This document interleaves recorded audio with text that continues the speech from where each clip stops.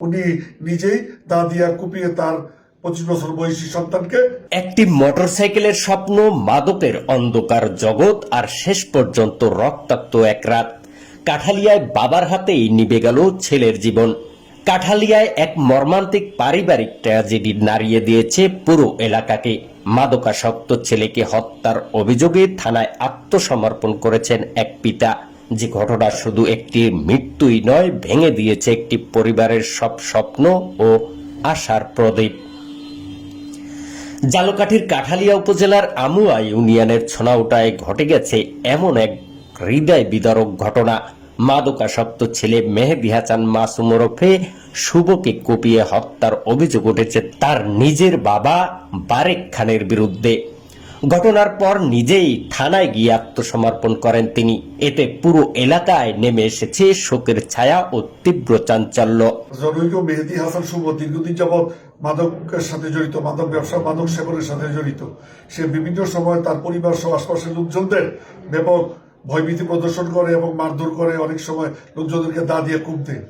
এরই ধারাবাহিকতায় গতকাল তার দাবিকৃত 3 লক্ষ টাকা তার পিতা দিতে না পারায় সে একটি দাও কিনে আনে এবং ভয়ভীতি দেখায়, ঘর ভাঙচুর করে, বলে যে টাকা আগামীকালের মধ্যে না দিলে তাকে খুন করবে। স্থানীয় সূত্রে জানা যায়, মাসুম দীর্ঘদিন ধরে মাদকের আসক্ত ছিলেন। সেই সঙ্গে পারিবারিক কলহ বাড়ছিল দিন দিন। এলাকাবাসীর ভাষ্যমতে একটি মোটরসাইকেল কেনার জন্য প্রায় 3 লাখ টাকা বাবার কাছে দাবি করতেন তিনি। পরিবারের আর্থিক অক্ষমতা থেকে শুরু হয় তর্ক থেকে ঝগড়া, যা শেষ পর্যন্ত রক্তাক্ত পরিণতিতে গিয়ে থামে। রোববার রাতেই সেই দীর্ঘদিনের অশান্তি ভয়ঙ্কর রূপ নেয়। পারিবারিক বিরোধের এক পর্যায়ে মাসুম গুরুতর আহত হন এবং ঘটনাস্থলেই তার মৃত্যু হয় বলে স্থানীয়দের দাবি। ঘটনার পর নিজ পায়ে হেঁটেই থানায় গিয়ে আত্মসমর্পণ করেন বাবা, যা আরো বেদনাদায়ক করে তোলে পুরো ঘটনাকে। প্রতিবেশীরা জানান, মাদকাসক্তির কারণে ছেলের আচরণ ক্রমেই নিয়ন্ত্রণের বাইরে চলে যাচ্ছিল। পরিবারের শান্তি বলতে কিছুই ছিল না। তবুও কেউ ভাবেনি একদিন এমন নির্মম পরিণতি অপেক্ষা করছে তাদের জন্য। ঘটনার খবর ছড়িয়ে পড়লে রাতেই আশপাশের মানুষ ভিড় জমায় ঘটনাস্থলে। একদিকে নিথর সন্তানের দেহ, অন্যদিকে অসহায় এক পিতার আত্মসমর্পণ। এই দৃশ্য যেন পুরো এলাকাকে স্তব্ধ করে দেয়।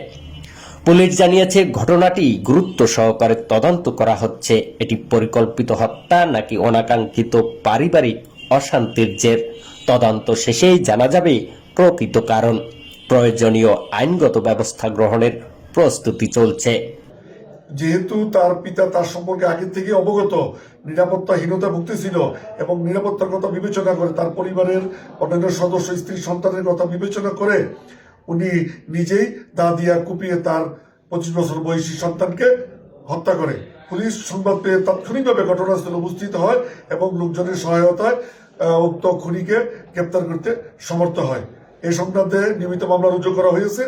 আইনি ব্যবস্থা প্রক্রিয়াধীন আছে। এই মর্মান্তিক ঘটনা আরো মনে করিয়ে দিল, মাদক শুধু একজন মানুষকে ধ্বংস করে না, ভেঙে চুরমার করে দেয় একটি পরিবারের সব স্বপ্ন, সব ভালোবাসা, সব ভবিষ্যৎ।